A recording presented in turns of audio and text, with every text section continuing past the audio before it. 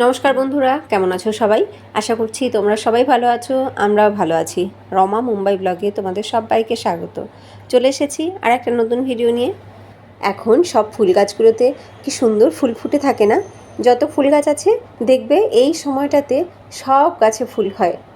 আমার তো অপরাজিতা গাছেও এখন খুব সুন্দর ফুল হচ্ছে। মাঝখানে তো প্রায় আড়াই মাস মতন অপরাজিতা গাছে ফুলই ফোটেনি। আর এই নয়নতারা গাছগুলো তো এখন খুব ভালো ফুল ফুটছে, জানো তো। যদিও আমার গাছ এখন অল্প। এই দেখো, আমার এই লঙ্কা গাছটার সর্বশেষ লঙ্কা। এই লঙ্কা গাছটা সে কবে তোমাদের দেখিয়েছিলাম না? এই দেখো, এই হচ্ছে সর্বশেষ লঙ্কা। একটা লঙ্কাই পড়ে আছে, একদম লাল টুকটুকে হয়ে গেছে ওটা। আর কোনো লঙ্কা হচ্ছে না এখন আর। তো ভাবছি ওই লঙ্কাটাকে তুলে, সর্বশেষ লঙ্কাটাকে তুলে গাছটাকেই তুলে ফেলবো। তারপর ওখানে অন্য কোনো গাছ লাগিয়ে দেবো। আর এই দেখো, আমার জেড প্ল্যান্টটাও বেশ ভালো হয়েছে। এখন আপাতত খুব সুন্দর লাগছে দেখতে। এত দিন ধরে এ শুধু নিজেকে বাঁচিয়ে রাখার লড়াইতেই ছিল। এখন আপাতত মনে হচ্ছে না, খুব ভালোভাবেই বেঁচে আছে। আর স্নেক প্ল্যান্টটাও খুব সুন্দর লম্বা হচ্ছে। আজ তো চৈত্র সংক্রান্তি, তবে সাথে সাথে কিন্তু আজকে আম্বেদকর জয়ন্তীও। তো বাবাইয়ের আজকে স্কুল ছুটি। ওর পাপার অফিস আছে, ওর পাপা বেরিয়ে গেছে, কিন্তু বাবাই বাড়িতে। তো বাবাই দেখো, আমি কিন্তু বলিনি, নিজে থেকে চেষ্টা করছে আম্বেদকরের একটা ছবি আঁকার জন্য। ভালো লাগলো দেখে। ছবিটা হয়তো অ্যাকিউরেট হয়নি, সম্পূর্ণ ওনার প্রতিবিম্ব তৈরি হয়নি, কিন্তু ওর চেষ্টাটা ভালো লাগলো। আমি কিন্তু বলিনি, ও বললো মাম্মা আমি এখন ড্রয়িং করবো। আমি বলছি কর। তো ও যে এইটা ড্রয়িং করবে সেটা জানতাম না, নিজে থেকেই করেছে দেখো। আজকে আম্বেদকর জয়ন্তীতে আম্বেদকরের ছবি এঁকে ওনার প্রতি সম্মান জ্ঞাপন বাবাইয়ের এই ছোট্ট প্রচেষ্টা তোমাদের কেমন লাগলো অবশ্যই কিন্তু কমেন্টে জানিও।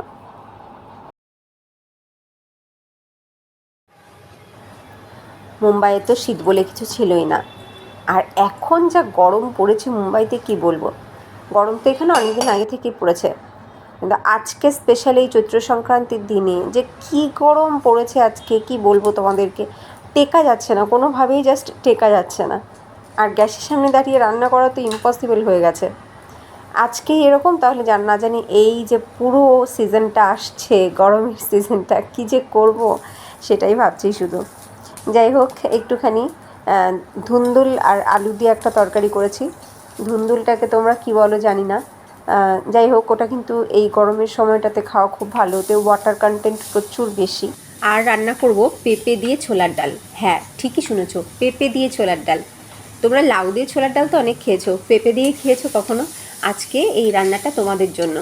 রান্নাটা কিন্তু দারুণ হেলদি, আবার দারুণ টেস্টি। বাড়িতে অবশ্যই একবার তোমরা ট্রাই করো এই রান্নাটা। পেঁপেটা একটু হালকা লাল হয়ে গেছে। পেঁপেটাকে একদম ছোটো ছোটো টুকরো করে কেটে নিয়েছি, দেখো একদম ছোটো ছোটো করেছি। গ্রেট করা যেত না, কারণ এটা হালকা লাল হয়ে গেছে, মানে সামান্য একটু নরম হয়ে গেছে, তাই গ্রেট করা যেত না ভালোভাবে। তাই হাতেই কেটে নিয়েছি একদম ছোটো ছোটো করে। যদি পুরো কাঁচা পেঁপে হয় তাহলে কিন্তু গ্রেট করে নিলেই এই রান্নাটা ভালো হবে। প্রথমে একটুখানি সর্ষের তেলের মধ্যে সর্ষে, শুকনো লঙ্কা, তেজপাতা, হিং আর তার সাথে কাঁচা লঙ্কা ফোড়ন, তার ভেতরে দিয়ে দিয়েছি এই কেটে রাখা পেঁপে। এই পেঁপেগুলো দিয়ে এবার একটুখানি লবণ দিলাম, আর দিলাম সামান্য একটুখানি হলুদ। এবার একটু ভালো করে নাড়াচাড়া করে নিচ্ছি। এই পেঁপেটা যেহেতু নরম একটু আছেই অলরেডি, তাই বেশি নাড়াচাড়া করার দরকার নেই। আর কাঁচা পেঁপে হলে, একদম কাঁচা পেঁপে হলে একটু ভাজা ভাজা করে নিতে হবে আর কি। এইবার এর ভেতরে আমি অ্যাড করছি একটু জিরে গুঁড়ো।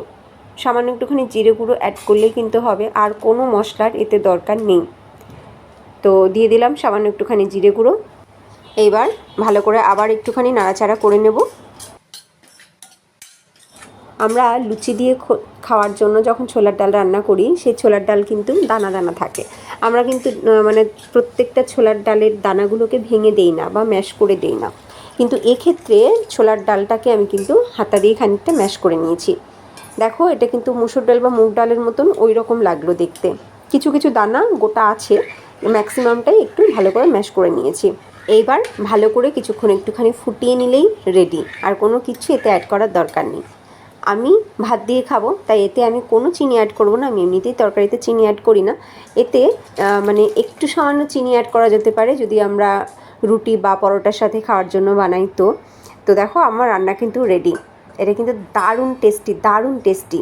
শুধুমাত্র ভাত নয়, রুটি, লুচি, পরোটা যে কোনো কিছুর সাথে কিন্তু দারুণ জমে যায় এই রান্নাটা। তোমরা যারা এর আগে কখনো কাঁচা পেঁপে দিয়ে ছোলার ডাল খাওনি বা রান্নাটা দেখোনি, তারা অবশ্যই কমেন্টে জানিও যে ছোলার ডাল দিয়ে কাঁচা পেঁপের রেসিপিটা তোমাদের কেমন লাগলো। আজকের মতন রান্নাবান্না কমপ্লিট হয়ে গেছে, সম্পূর্ণ নিরামিষ রান্না করে নিয়েছি আজকে। আর এইবার রান্নাঘর পরিষ্কার করার আগে আমি মুড়িগুলোকে একটু চেলে নিচ্ছি। মুড়ি চানাচুর যখন মাখি তখন ওই লাস্টে যে ধুলো ধুলো ব্যাপারটা পড়ে থাকে, ওটা দেখতে ভীষণ বিরক্ত লাগে, খেতেও বড্ড বিরক্ত লাগে। লাস্টে চানাচুরগুলো খেতে পারি না ধুলো মেখে থাকে বলে। তো যে কারণে আমি এখন কি করছি, আগে করতাম না, এখন কি করছি, মুড়িগুলো কৌটোতে ভরার আগেই চেলে নিচ্ছি। একটু চেলে তারপরে রাখলে খাওয়ার সময় আর কোনো ঝামেলা নেই। আর যদি কখনো জলমুড়ি খাওয়ার দরকার পড়ে তখনও যে ধুলোগুলো থাকে না জলের সাথে মিশে নিচের দিকে, বড্ড বিচ্ছিরি লাগে। তো সেই কারণে আমি এখন থেকে একটু চেলেই কৌটোতে ভরে রাখি। এ দেখো, এই মুড়িটাই এখানে পাই একমাত্র আমাদের বেঙ্গলের কোনো জিনিস বলতে আমি কিন্তু এটাকেই পাই। বেঙ্গলের অন্য কোনো জিনিস আমি এখানে পাই না। তবে তোমরা দেখি অনেকেই বলো বা কমেন্টে লিখেছো তোমরা বেঙ্গলের অনেক কিছুই পাও, তোমরা যেখানে থাকো তোমরা নাকি অনেক কিছুই পাও। কিন্তু বিশ্বাস করো, সত্যি কথা, আমার চোখে অন্তত এখনও পর্যন্ত পড়েনি। আমি অনেক বছর হলো এখানে আছি তা নয়, মাত্র 5 বছরই হয়েছে, কিন্তু বেঙ্গলের অন্য কোনো জিনিস এখানে চোখে পড়েনি। শুধুমাত্র এই মুড়িটাই আমি জানি এটা পাওয়া যায়, গোপাল মুড়ি। এটা আমি আসার পর থেকেই মোটামুটি ওই 6 মাস পর থেকেই এই মুড়িটাকে পেয়েছি। তো এটাই আমি কিনি, অন্য কোনো মুড়ি আমি কিনি না। আর এখানকার ওই সাদা সাদা মুড়ি, ওটা একদমই পোষায় না, জাস্ট পোষায় না, কিনি না ওটা। যবে থেকে আমি এটার সন্ধান পেয়েছি তবে থেকে এটাই কিনি। তবে তোমরা যেমন সব কিছু পাও, বেঙ্গলের অনেক কিছুই নাকি তোমরা পাও, কাশ আমিও যদি পেতাম, আমাদের এখানে খুব ভালো হতো। হয়ে গেল 1 কৌটো মুড়ি ভরা। এইবার আমি এই জায়গাটা পরিষ্কার করে স্নান করে খাওয়া দাওয়া করে নেব। তো চৈত্র সংক্রান্তির দিন মাকে দেখেছি, মানে সংক্রান্তির আগে থেকেই মাকে দেখেছি ঘর ঝাড়পোছ করতে, যাকে বলে ডিপ ক্লিনিং। আমাদের বাঙালিদের কিন্তু জানি না তোমরা সবাই করো কি না, তবে আমি ছোট থেকেই দেখেছি আমাদের বাড়িতে করতে। আমার মা কিন্তু এই চৈত্র সংক্রান্তির সময় পুরো বাড়ির ডিপ ক্লিনিং করতো। আর আরেকটা টাইমে করতো, সেটা হচ্ছে আশ্বিন মাসে দুর্গা পুজোর আগে, ওই সময় ডিপ ক্লিনিং করতো। মানে দেখো কত সুন্দর একটা নিয়ম, তাই না? বছরে দুবার, অন্তত দুবার ডিপ ক্লিনিং হবে ঘর। এই ব্যাপারটা কিন্তু অনেকটাই সায়েন্টিফিক। আমার তো তাই মনে হয়, অনেকটাই সায়েন্টিফিক যে বছরে অন্তত দুবার ঘর ডিপ ক্লিনিং হবে, এবং সেটাকে একটা নিয়মে ফেলে দেওয়া হয়েছে, যার জন্য সবাই বাধ্য করতে। ঘরটা অন্তত বছরে দুবার খুব সুন্দরভাবে পুরোপুরি পরিষ্কার হয়। এখন তো ওরকমভাবে আমরা করি না, তবে এখন একটা জিনিস যেটা আমরা করে থাকি সেটা হচ্ছে প্রতিদিনই ঘর পরিষ্কার করি, প্রতিদিনই ডাস্টিং হচ্ছে, প্রতিদিনই ঝুল ঝাড়া হচ্ছে। যেখানেই ঝাড় দেওয়ার সময় একটু ঝুল চোখে পড়ছে সেটাকেই ঝাড় দিয়ে নিচ্ছি, ঝাঁটা দিয়ে একটুখানি পরিষ্কার করে নিচ্ছি। তো এমনি করে কিন্তু ঘর এখন সবসময় পরিষ্কার। আর এখন তো সোশ্যাল মিডিয়ার জন্য আমরা সবাই একটা বড় কম্পিটিশনে লেগেছি, কার ঘর কত সুন্দর থাকবে। আমি জানি তোমরাও আমার সাথে একমত হবে, মানে এটা একটা বিশাল বড় কম্পিটিশন, কার ঘর কত সুন্দর পরিষ্কার, কত সুন্দর গোছানো। মানে এই জিনিসটাতে একটা জিনিস কিন্তু ভালো হয়, সেটা হচ্ছে ঘরটা গোছানো থাকে, পরিষ্কার থাকে, এটা কিন্তু ভালো হয়, এটা প্লাস পয়েন্ট।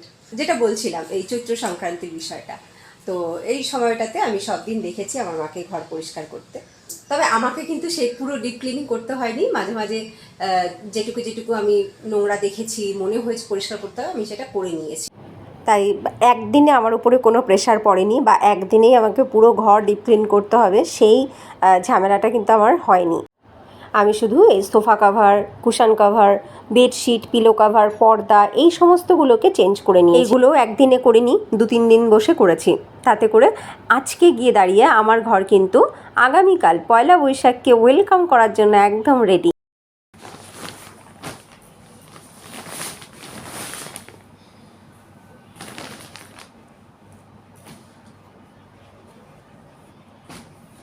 এই দেখো,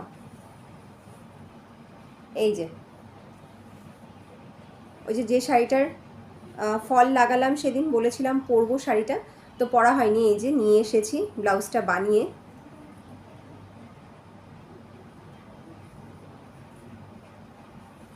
এই যে এটার গোল গলাই বানিয়েছি, এইটার মাপে বানিয়েছি, এইটার মাপে এটাকে বানাতে দিয়েছিলাম। আমি এখনও যদিও গায়ে দিয়ে দেখিনি, মানে ঠিকঠাক হয়েছে কি না দেখিনি, মনে তো হয় ঠিকঠাকই হয়েছে। যাই হোক, আরও দুটো বানাতে দেওয়া ছিল, তোমাদেরকে বলেছিলাম। এই দেখো, এইটার কথা মনে আছে? এই শাড়িটার কথা কি তোমাদের মনে আছে? পিওর কাতান সিল্ক। এটা ওই যে আমার ভাইয়ের বিয়েতে, কাকাতো ভাইয়ের বিয়েতে নিয়েছিলাম। সেই শাড়িটা কিন্তু সেইভাবেই আজকে 2 বছরের বেশি হয়ে গেল, শাড়িটা ওইভাবেই কিন্তু পরে আছে, এখনও পর্যন্ত আমি পরিনি। আসলে খুব ভালো কোনো অকেশান খুঁজছি, যে অকেশানে আমি এই সুন্দর শাড়িটাকে পরবো, নতুন ভাঁজ ভাঙবো। তো সেই রকম কোনো অকেশান যেন আসছেই না, যে অকেশানে এই পিওর কাতান সিল্কের সুন্দর শাড়িটা পরতে পারি। তো যাই হোক, শাড়িটার ব্লাউজটা বানিয়ে রাখলাম, শাড়িটাও রেডি করে রেখেছি ফল টল লাগিয়ে। দেখা যাক কবে সেটাকে পরি, কবে তার উদ্বোধন করি। এই হচ্ছে বানিয়েছি। প্রথমে এটাকে এয়ার হোস্টেস গলায় দিতে চেয়েছিলাম, তো তারপরে ভাবলাম যে একটুখানি পিছনটাতে ডিজাইন নেই, তাহলে বোধহয় ভালো লাগবে, কারণ পুরো শাড়িটাই হচ্ছে এই রং, এতে তো অন্য কোনো রং নেই, আর পুরো শাড়িটাই একই রকম, ব্লাউজটাও সেই সেম। তো যে কারণে একটু ব্রেক আনার জন্য পিঠে এই ডিজাইনটা দিয়েছি, একটুখানি ব্রেক আনার জন্য পিঠে এই ডিজাইনটা দিয়েছি। আর তা না হলে আমি যে কোনো সিল্কে, দামি কোনো সিল্কে আমি কিন্তু শুধুমাত্র এয়ার হোস্টেস গলাই করি, অন্য কোনো গলা করি না। আর যেটা বানাতে দিয়েছিলাম, এই যে এইটা দেখে কি তোমরা চিনতে পেরেছো? Pure Paithani silk, pure Paithani silk, যেটা আমি লক্ষ্মী পুজোর দিনকারে পরেছিলাম। ব্লাউজ বানানো হয়েছিল না, শাড়িটাকে অন্য কোনো ব্লাউজ দিয়ে আমি পরেছিলাম লক্ষ্মী পুজোর দিন, কয়েক ঘন্টার জন্যই পরেছিলাম। এই যে, আর পরা হয়নি, ওই দিনই প্রথম ভাঁজ ভেঙেছিলাম। এই যে বানিয়েছি এটা, এই দেখো, এটাতেও সেই এয়ার হোস্টেস গলায় আমি দিয়েছি, তবে পিছনটাতে একটুখানি, সামান্য একটুখানি, কোনো ডিজাইন দেইনি, শুধু বর্ডারটাকেই একটু পাতা শেপের করে লাগিয়ে দিয়েছি। বর্ডারটাকে দেখো, একটা পাতার মতন ডিজাইন করে ওটাকে লাগাতে বলেছিলাম। এই হচ্ছে এইটার পিঠটা। এই যে, আমি এয়ার হোস্টেস গলাই বানাই, যে কোনো দামি সিল্ক শাড়ির ব্লাউজ আমি এরকমভাবেই বানাই, আমার ভালো লাগে, এটাই বেশি ভালো লাগে। গ্লাস হাতা। তো কেমন লাগলো এটা জানিও কিন্তু। হ্যাঁ, এটা হচ্ছে সে পিওর पैठानी সিল্কটার ব্লাউজ। লক্ষ্মী পুজোর দিন পরেছিলাম, তোমাদের মনে আছে কি না জানি না। যাই হোক, আবার যখন পরবো অবশ্যই তোমাদেরকে দেখাবো। এই যে, যেটা এই লাস্ট দুর্গা পুজোর সময় লাল সাদা যে শাড়িটা আমার বড় আমাকে দিয়েছিল, অনলাইনে নিয়েছিলাম লাস্ট দুর্গা পুজোর সময়, যে লাল সাদা শাড়িটা নিয়েছিলাম, তো সেইটার ব্লাউজ। তখন তো অন্য লাল ব্লাউজ দিয়ে পরে নিয়েছিলাম, তখন বোধহয় আমি এই লাল ব্লাউজটা দিয়েই পরেছিলাম শাড়িটা, ব্লাউজ পিস বানানো হয়েছিল না। কারণ ওই দুর্গা পুজোর সময় দেখবে শাড়িগুলো এত লেটে কেনা হয়, পুজোর ঠিক 2-3 দিন আগে বা 1 সপ্তাহ আগে কেনা হয়, আর ব্লাউজগুলো বানানো হয় না। তো এই যে পরে বানানো হলো ব্লাউজ, এই যে নিয়ে আসলাম সেই লাল সাদাটার ব্লাউজ। এটাও ওই একই এয়ার হোস্টেস গলায় বানিয়েছি। হাতাতে শুধুমাত্র এই লেসটা এক্সট্রা লাগিয়েছি, এই লেসটা ছিল না, এই লেসটা ব্লাউজ পিসের নয়, এটাকে এক্সট্রা লাগিয়েছি। এই যে শাড়িটা কেমন তোমাদের হয়তো এখন আর মনে নেই, তো যাই হোক, পরে আবার যখন পরবো তখন দেখাবো। এই সব কটা বানিয়েছি আবার এইটার মাপে বানিয়েছি। এই শাড়িটাও পরেছিলাম আমাদের অ্যানিভার্সারিতে, এই অ্যানিভার্সারিতে না, লাস্ট অ্যানিভার্সারিতে পরেছিলাম, তবে তখন ব্লাউজ পিসটা বানানো হয়েছিল না, তখন অন্য আরেকটা ব্লাউজ দিয়ে সেই শাড়িটা পরে নিয়েছিলাম। আর এই আরেকটা ব্লাউজ, যেটা একটু ফিটিং করিয়ে এনেছি, এই ব্লাউজটা বহুদিন আগের, বহুদিন মানে বহু বছর আগের, এটা গত 10 বছর আগের শাড়ি এটা, কিন্তু সেই সময় ব্লাউজটা এমন বানিয়ে দিয়েছিল, এত বড়, যে আমি সেটা আর পরতে পারিনি, আর সেটা আমি কোনোদিনও ঠিকও করাইনি। তো এখন এই ব্লাউজ কটার সাথে একবারে এটাকেও একটুখানি ফিটিং করিয়ে নিয়ে এসেছি। 10 বছর আগের ব্লাউজ, শাড়ি পুরনো হয়ে গেছে পরতে পরতে, লাল, নর্মাল লাল ব্লাউজ দিয়ে শাড়িটাকে আমি পরে নিয়েছি, শাড়ি পুরনো হয়ে গেছে, কিন্তু ব্লাউজটা আজকে গিয়ে ঠিক করিয়ে আনলাম। যাই হোক, এই ব্লাউজটা অন্য অনেক শাড়ির সাথেই পরা যাবে, এটা এরকমই লুক। এই ব্লাউজটা দেখে হয়তো তোমরা অনেকে চিনতে পারছো, কারণ তোমাদের কাছেও হয়তো এই ব্লাউজ আছে, কারণ এই শাড়িটা ভীষণ কমন শাড়ি, একটা হ্যান্ডলুম শাড়ির ব্লাউজ পিস এটা। তো এই হচ্ছে ব্লাউজগুলো। এর ভেতরে এই শাড়িটা এখনো পর্যন্ত পরিনি, একদম নতুন, এগুলো তো পরে ফেলেছি। আর এইটাও রয়ে গেল নতুন, এখনো পর্যন্ত পরলাম না, দেখি নতুন শাড়িটার ভাঁজ কবে ভাঙতে পারি। যাই হোক, চলো আজকের ভিডিওটা আমি এখন এখানে এন্ড করব। তবে ভিডিওটা এন্ড করার আগে তোমাদের সকলকে জানাচ্ছি আগাম শুভ নববর্ষের অনেক অনেক শুভেচ্ছা। তোমাদের আগামী দিনগুলো খুব ভালো কাটুক, আগামী বছরটা তোমাদের সবার খুব ভালো কাটুক সেই কামনা করি। আগামীকাল আমরা সবাই খুব আনন্দের সাথে উদযাপন করব নববর্ষের প্রথম দিন। তো এদিকে আমার বর তো বাড়িতে থাকবে না, আমার ছেলেও বাড়িতে থাকবে না, ঘরে আমি একাই থাকবো। তিনজনে মিলে একসাথে বসে খাওয়া দাওয়াটা বোধহয় সেই রাত্রেই হবে। তো যাই হোক, চলো আজকের ভিডিওটা আমি এখন এখানে এন্ড করি। তোমাদের আজকের ভিডিওটা কেমন লাগলো অবশ্যই কিন্তু কমেন্টে জানিও। যদি ভিডিওটা ভালো লাগে লাইক করো, আর নতুন বন্ধুরা যদি তোমাদের ভালো লাগে লাইক করে সাবস্ক্রাইব করে আমাদের সাথে থেকো, আমাদের পরিবারের সদস্য হয়ে থেকো। দেখা হবে নেক্সট ভিডিওতে, ততক্ষণ তোমরা সবাই ভালো থেকো, সুস্থ থেকো, টাটা।